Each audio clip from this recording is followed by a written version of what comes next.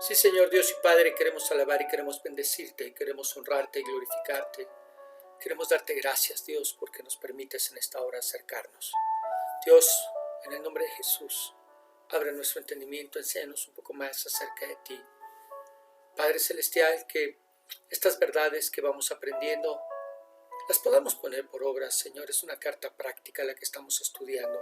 Señor, que podamos verlo de esa manera y que no solamente sea conocimiento que se acumula en nuestras vidas, sino realmente que se convierta en una fuente de bendición para nuestras vidas y la vida de los que están a nuestro alrededor. En el nombre de Jesús te lo pedimos.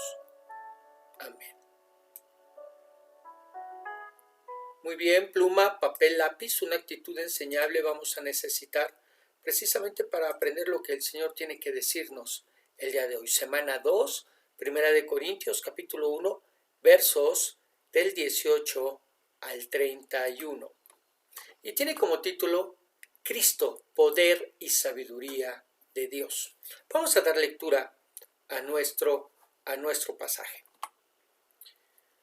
1 Corintios 1:18 que dice, porque la palabra de la cruz es locura a los que se pierden, pero a los que se salvan, esto es, a nosotros, es poder de Dios. Pues está escrito, destruiré la sabiduría de los sabios y desecharé el entendimiento de los entendidos. ¿Dónde está el sabio?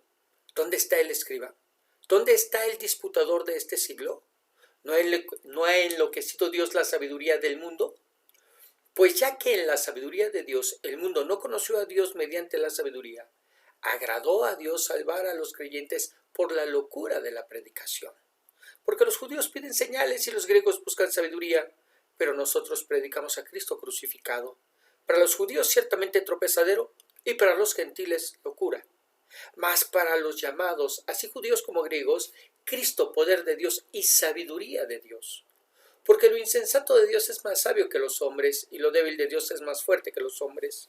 Pues mirad, hermanos, vuestra vocación, que no sois muchos sabios según la carne, ni muchos poderosos, ni muchos nobles, sino que lo necio del mundo escogió Dios para avergonzar a los sabios, y lo débil del mundo escogió Dios para avergonzar a lo fuerte, y lo vil del mundo y lo menospreciado escogió Dios, y lo que no es para deshacer lo que es, a fin de que nadie se jacte en su presencia. Mas por él estáis vosotros en Cristo Jesús, el cual nos ha sido hecho por Dios sabiduría, justificación, santificación y redención, para que, como está escrito, el que se gloríese en el Señor. Muy bien, recordemos que Pablo acababa de responder a los corintios sobre sus divisiones, al llevar al extremo su admiración por los distintos predicadores y maestros que tenían. Ahora también les hablará sobre lo inútil, de verdad, lo inútil que será el dividirse por confiar en sus atributos personales, llevándolos a mirar a Cristo, llevándolos a la cruz, llevándolos a mirar al Supremo Salvador. Vamos a verlo. Verso 18 que dice, porque la palabra de la cruz es locura a los que se pierden, pero a los que se salvan, esto es, a nosotros, es poder de Dios. Ahora Pablo centra nuestra atención en Cristo, en la obra de Cristo. Por eso dice la palabra de la cruz. Pero, ¿qué significaba hablar de la crucifixión? Bueno, en aquel tiempo era hablar no solo de muerte, sino de vergüenza, pues los que morían de esa manera lo hacían expuestos en público completamente desnudos. Habla también de sufrimiento, ya que era la peor de las muertes que una persona podía sufrir, con una agonía prolongada y fuertes dolores en el cuerpo. Pero más allá del significado de la cruz, Pablo nos dice cómo era recibido el mensaje de un Salvador que nos salvó al morir de la peor muerte, de la crucifixión. Y eso dependerá del lugar donde estemos parados.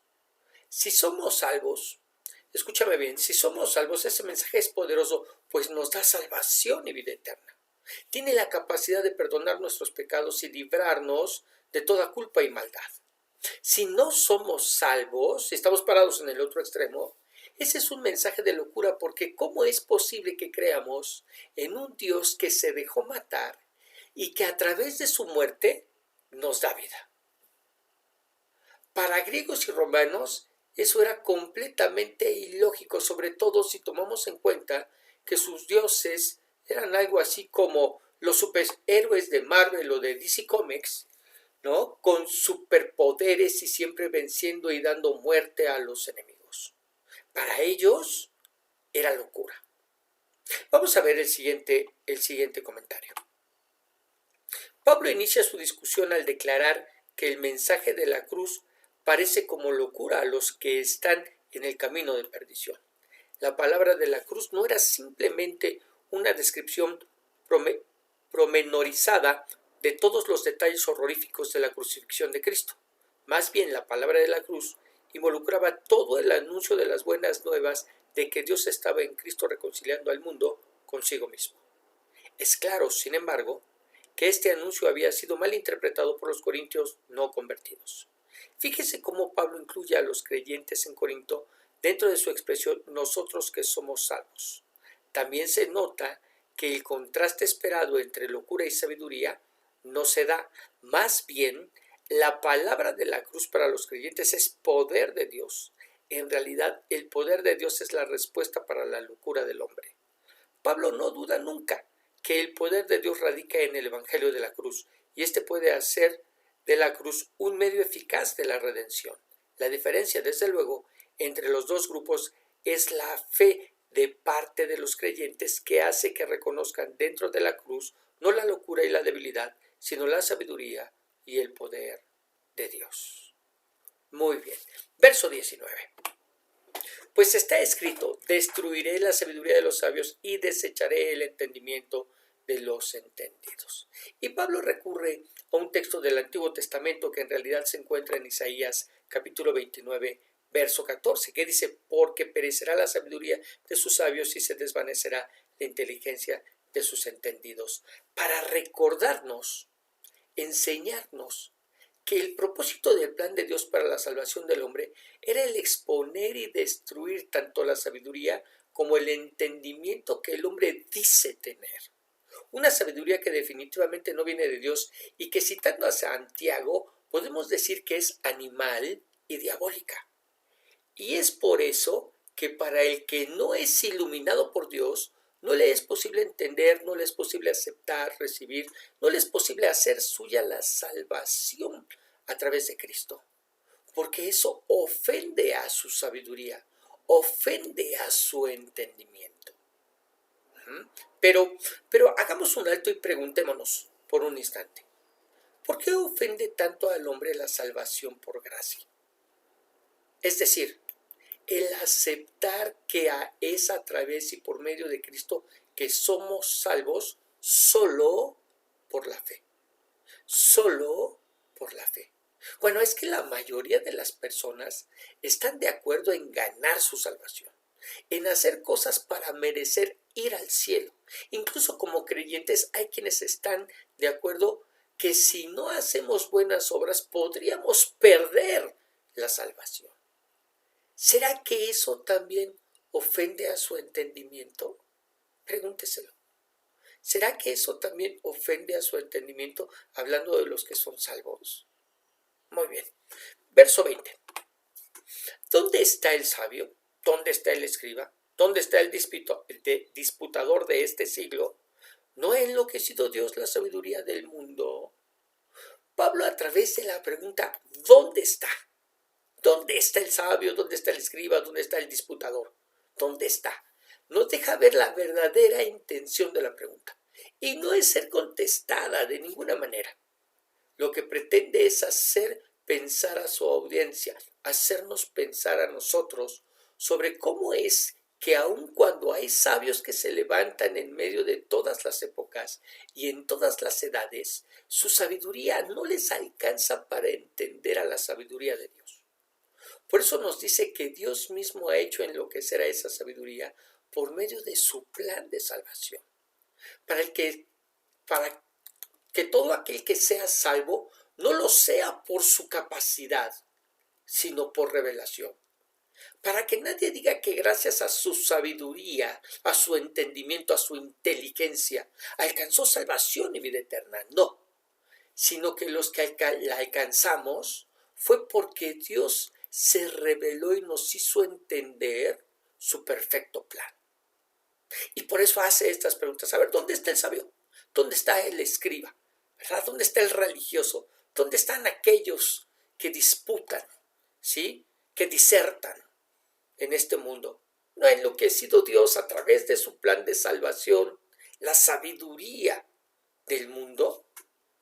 Para que el que sea salvo no lo sea en base a su sabiduría, sino a la revelación y la gracia de Dios que se derrama sobre nuestras vidas. Verso 21. Pues ya que en la sabiduría de Dios el mundo no conoció a Dios mediante la sabiduría, agradó a Dios salvar a los creyentes por la locura de la predicación. ¿Por qué salimos a predicar? Bueno, esa es una pregunta que aquí nos responde Pablo, porque a Dios agradó salvar, llamar a los escogidos que lo fueron desde antes de la fundación del mundo a través de la predicación, a través de la proclamación del Evangelio. Un método que quizás para muchos sea una locura, pero a través del cual tú y yo somos y tenemos la oportunidad de ser colaboradores de Dios. Tenemos la oportunidad de participar en la salvación de otros a través de proclamar, a través de predicar las buenas nuevas de salvación en Cristo Jesús. ¿Ok? Veamos el siguiente comentario. Dios en su sabiduría estableció que los hombres no pudieran venir a Él mediante la sabiduría humana. Eso exaltaría al hombre. Por eso Dios decidió salvar a pecadores indefensos que no podían salvarse a sí mismos mediante la predicación de un mensaje tan simple que los sabios mundanos lo descartaron como algo absurdo. Muy bien. Verso 22. Porque los judíos piden señales y los griegos buscan sabiduría. Pero nosotros predicamos a Cristo crucificado. Para los judíos ciertamente tropezadero y para los gentiles locura. Mas para los llamados, así judíos como griegos, Cristo poder de Dios y sabiduría de Dios. ¿Qué es lo que los religiosos del tiempo de Jesús le pedían? Piénsalo por un instante. Piensa el tiempo del Señor Jesús. Él comienza su ministerio. ¿Y qué es lo que esos religiosos, escribas y fariseos se acercaban para pedirle al Señor Jesús? Señales de que verdaderamente era el Mesías. ¿Y qué señal haces? ¿Y qué señal nos muestras? No bastaban los milagros y no bastaban las sanidades para ellos.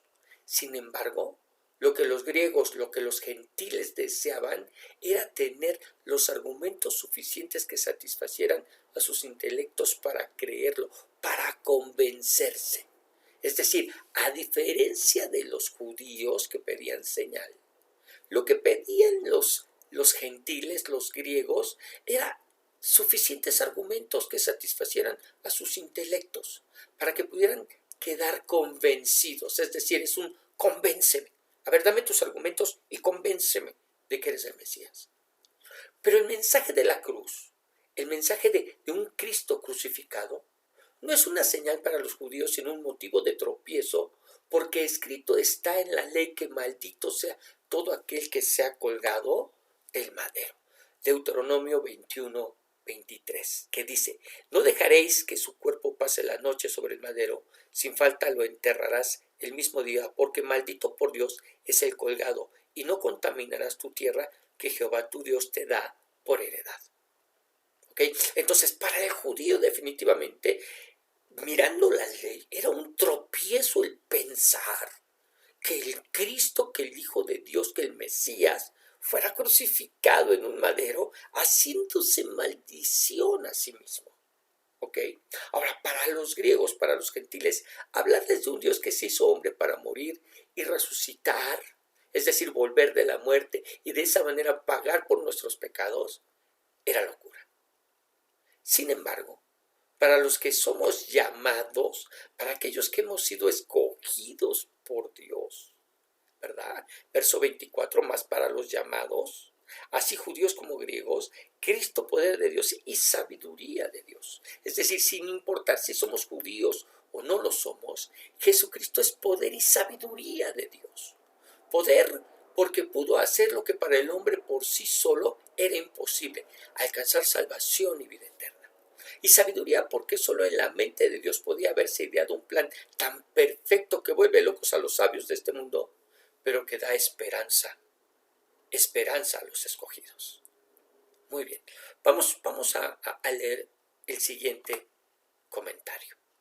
Dice, muchos judíos pensaron que las buenas nuevas de Jesús eran tontería, porque se les había enseñado que el Mesías sería un rey conquistador, al que acompañarían señales y milagros. Jesús no restauró el trono de David como ellos esperaban que lo hiciera. Además, fue ejecutado como un criminal común y, como un criminal, podía ser un salvador. Los griegos también consideraban que el evangelio era necio. No creían en la resurrección corporal.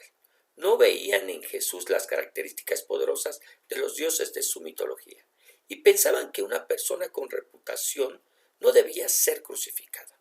La muerte era una derrota, no una victoria. Las buenas nuevas de Jesús todavía parecen tontas para muchos. Nuestra sociedad rinde culto al poder, a la influencia y a la riqueza. Jesús vino como un siervo pobre y humilde y ofrece su reino a aquellos que tienen fe, que no dependen de sus obras. Esto parece locura para el mundo, pero Cristo es nuestro poder, el único camino para ser salvo. Conocer a Cristo personalmente es la sabiduría más grande que uno puede tener, ¿verdad? Es la sabiduría más grande que uno puede tener. Muy bien, verso 25. Porque lo insensato de Dios es más sabio que los hombres, y lo débil de Dios es más fuerte que los hombres. Vamos a ver el comentario. Dice, el mensaje de la muerte de Cristo suena insensato a los que no creen. La muerte parece ser el final del camino, la debilidad suprema. Pero Jesús no permaneció muerto. Su resurrección demostró su poder sobre la muerte. Y Él nos salvará de la muerte eterna y nos dará vida eterna si confiamos en Él como Salvador y Señor. Esto suena tan simple que muchos no lo aceptan. Buscan otras maneras de obtener vida eterna, ser buenos, ser sabios, en fin. Pero todos sus intentos son en vano. Los necios que simplemente aceptan la oferta de Cristo resultan ser los verdaderos sabios, porque solo ellos vivirán eternamente con Dios. Y precisamente a la luz de este comentario entendemos por qué dice lo insensato de Dios es más sabio que los hombres. Estos que somos insensatos, tú y yo que somos insensatos por creer, por aceptar la oferta de Cristo, resultamos ser los verdaderamente sabios, ¿verdad? Los que somos débiles ante los ojos del mundo, resultamos ser más fuertes y resultaremos ser más fuertes que todos los hombres naturales, que viven alejados de Dios y de su soberanía. Muy bien, verso 26. Pues mirad, hermanos, vuestra vocación, que no sois muchos sabios según la carne, ni muchos poderosos, ni muchos nobles. ¿Quiénes recibieron el Evangelio en los tiempos de Pablo? ¿Quiénes recibieron el Evangelio en los tiempos de Pablo? Sabemos que no fueron ni los nobles, ni los sabios, ni los poderosos. Es decir, nadie fue llamado por Dios gracias a sus logros, gracias a sus atributos o gracias a sus capacidades. Los que fuimos llamados, lo fuimos por la gracia de Dios. Nadie puede decir que era lógico que Dios lo haya escogido porque su conocimiento y sabiduría eran necesarias para el reino, o que fuese escogido gracias a la posición de poder y de nobleza que ostentaba. De ninguna manera. A lo que yo te pregunto, ¿eso habrá cambiado hoy en día? Es decir, ¿Dios habrá dejado de llamar a los que no somos sabios, a los que no somos nobles y a los que no somos poderosos? Muy bien, vamos a ver el siguiente comentario. Los miembros de la iglesia en su mayoría eran de origen humilde, es decir, muchos eran esclavos carentes de derechos o privilegios. Claro, había excepciones. Erasto, el tesorero de la ciudad de Corinto, por ejemplo. Era como un todo. Los creyentes en Corinto no se destacaban por su gran preparación. Durante el siglo I, de la era cristiana no había educación pública para la gran mayoría. Solo los adinerados y nobles tenían acceso a la instrucción. Pablo les recuerda a los miembros su origen humilde, desde la óptica del mundo. El apóstol vuelve a los mismos conceptos de poder y sabiduría, aunque en este versículo no menciona la sabiduría al hablar de la condición de los creyentes corintios como de pocos nobles. Se da por sentado que por no tener acceso a la instrucción carecerían de sabiduría ante el mundo. Pero el poder y la sabiduría de Dios eran accesibles por el llamamiento de Dios. No dependía del que tiene o deja de tener. La sabiduría de Dios se manifiesta en nuestras vidas por el hecho de que el Espíritu de Dios viene y nos habita. Dios con nosotros y Dios en nosotros. Muy bien, verso 27. Sino que lo necio del mundo escogió Dios para avergonzar a los sabios, y lo débil del mundo escogió Dios para avergonzar a lo fuerte, y lo vil del mundo y lo menospreciado escogió Dios, y lo que no es para deshacer lo que es, a fin de que nadie se jacte en su presencia. ¿Qué fue lo que escogió Dios para que formara parte de su familia? Y quizás si nos planteáramos nosotros la pregunta de manera diferente, la entenderíamos mejor. ¿A quiénes escogerías para que formaran parte de tu familia? Piénsalo. ¿A quiénes escogerías para que formaran parte de tu familia? Y necesitamos entenderlo. No hablamos de formar parte de un equipo de fútbol. Tampoco hablamos de amigos. Hablamos de gente que formará parte de tu familia, con la que te relacionarán y te identificarán. ¿Qué escogerías? ¿Aristócratas, nobles, políticos, empresarios, profesionistas, terratenientes, artistas, músicos, connotados actores, gente de la que es muy probable? Escogeríamos gente de la que es muy probable que nos sentiríamos orgullosos de reconocer como familia. Esos serían los que estarían en nuestra lista. Sin embargo, Pablo nos dice que Dios escogió lo necio, lo débil, lo vil del mundo y lo menospreciado, con el propósito de avergonzar a sabios, fuertes y a todo aquel que sienta el ser alguien. ¿Para qué? Para que nadie, dice el verso 26, a fin de que nadie se jacte, de que nadie se enorgullezca en su presencia. ¿Eres salvo? Sé humilde. Sé humilde, consciente de que lo eres porque Dios te escogió y no por lo que eras. Fuerte golpe, gancho al hígado del orgullo del hombre. Amén, Señor. Gracias. Verso 30 y 31.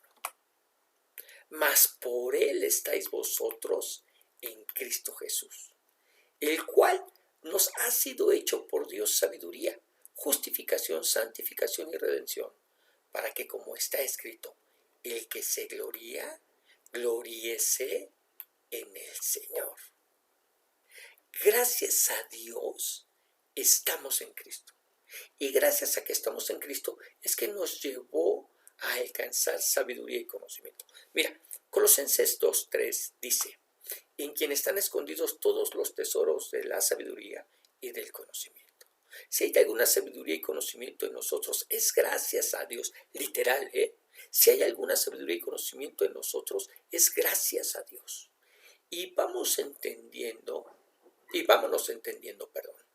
Dios no está peleado con el estudio, Dios no está peleado con la preparación, al contrario, Dios es sabio y desea que en nosotros haya, que en nosotros exista el deseo de serlo también. Así que si tienes la oportunidad de prepararte, hazlo. Pero algo con lo que Dios jamás estará de acuerdo es con el orgullo que esa sabiduría o conocimiento produzcan. Así que te repito, si tienes oportunidad de prepararte, hazlo, pero para servirle. Y eso no significa que necesariamente tengas que ser un ministro de algo. No. Sírvele a través de tu carrera. Sírvele a través de tu trabajo, sírvele a través de tu ocupación. ¿Ok? Por eso decimos que la sabiduría que tenemos, la tenemos, y el conocimiento, gracias a Dios. Ahora, gracias a que estamos en Cristo, es que ahora gozamos de una buena posición ante Dios. Lo que Pablo llama justificación, pues somos tratados como si nunca hubiéramos pecado, como si nunca le hubiéramos fallado a Dios. Segunda de Corintios 5:21 dice, al que no conoció pecado, por nosotros lo hizo pecado, para que nosotros, tú y yo, fuésemos hechos justicia de Dios en él. Somos hechos justicia de Dios en él, justificados, tratados como si nunca hubiéramos fallado, como si nunca hubiéramos pecado, pero en Cristo. En Cristo, alejados de él, somos viles pecadores. En Cristo hemos sido justificados, hechos justicia de Dios en él. Muy bien, también nos dice esta escritura que fuimos hechos santos, llamados a vivir una vida de santidad. Vamos a 1 de Timoteo capítulo 4, versículo 3. 1 de Timoteo capítulo 4, versículo 3, que dice, pues la voluntad de Dios es vuestra santificación, que os apartéis de fornicación, que cada uno de vosotros sepa tener su propia esposa en santidad y honor, no en pasión de concupiscencia como los gentiles que no conocen a Dios. Que ninguno agravie ni engañe en nada a su hermano, porque el Señor es vengador de todo esto, como ya os hemos dicho y testificado. Pues no nos ha llamado Dios a inmundicia, sino a santificación. ¿Verdad? ¿A qué fuimos llamados? A ser santos, a que nos apartemos de todo pecado, de toda maldad, de todo engaño, de toda pasión, de concupiscencia, como nos dice la Escritura. ¿Sí? Fuimos llamados a ser apartados, a ser santos. Sí, si bien es cierto, soy tratado como si nunca hubiera pecado, ¿verdad? Y si bien es cierto que Dios me mira a través de la santidad de Cristo en posición, sí, estoy en ese proceso de santificación, apartándome literalmente de todo pecado y toda maldad. Pero necesito avanzar y crecer en ese proceso. No me puedo sentar y cruzar de brazos y esperar que, bueno, pues es la obra de Dios. Hay que Dios la haga cuando Él quiere. No, querido, no. Tú y yo necesitamos de manera consciente, ¿verdad? De manera consciente, apartarnos de pecado, apartarnos de toda maldad. Y gracias a Él, ¿verdad? Finalmente fuimos redimidos. Por eso dice que fue hecho por nosotros redención. Es decir, Él no solo perdonó mis pecados, sino que pagó por mis culpas. Mire, piensa en una persona que entra en una panadería y se roba un bolillo. Y cuando está a punto de escapar, los empleados lo atrapan y llaman a la policía por un bolillo, por un bolillo. La persona se confiesa culpable y arrepentida ante los oficiales. Pero eso no es suficiente para que la dejen ir. Ella tiene que pagar por su falta. Aunque haya sido un bolillo, no es el precio de lo que robó, es el hecho de que robó. Con nosotros sucede exactamente lo mismo. No es suficiente con que nos confesemos culpables y nos arrepintamos de nuestros pecados, porque alguien tiene que pagar la falta y ese alguien fue Cristo, quien pagó con su vida el precio de nuestro pecado. Pagó lo que a nosotros nos tocaba pagar. Recuerda que la paga del pecado es muerte y por eso murió tomando tu lugar y mi lugar en la cruz del Calvario. A eso se refiere cuando se habla del sacrificio vicario de Cristo en lugar de. Cristo murió en lugar de ti, en lugar de mí, en lugar de los pecadores. ¿Verdad? Marcos 10:45 dice, porque el Hijo del Hombre no vino para ser servido, sino para servir y para dar su vida en rescate por muchos.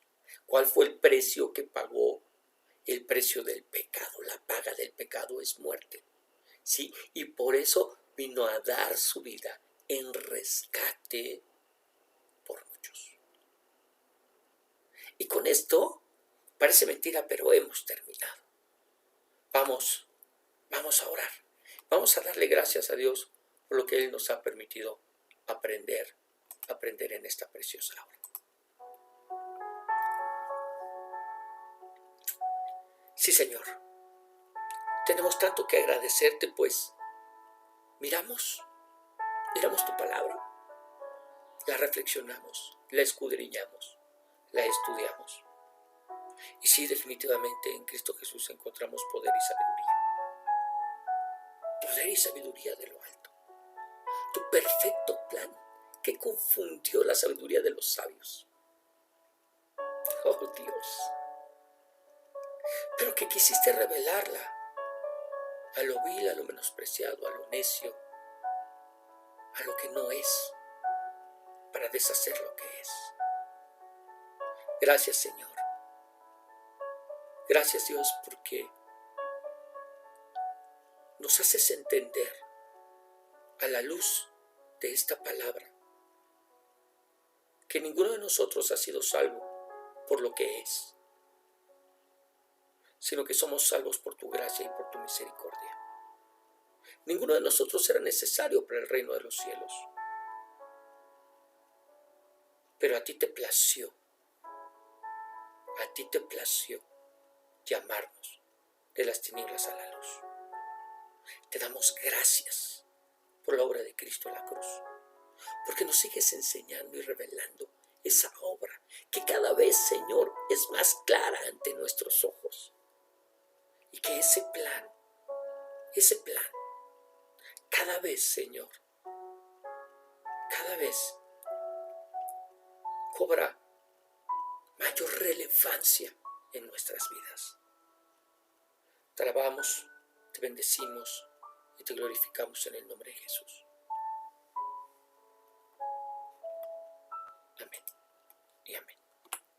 Muy bien, precioso, que el Señor te bendiga, que el Señor te guarde, que el Señor haga resplandecer su rostro sobre ti y que te dé paz. Recuerda que nos estamos escuchando todos los días a través de los devocionales. Los días domingo tenemos enseñanza a las 11 de la mañana. Y todos los lunes recibimos nuestra clase. Que el Señor te siga bendiciendo.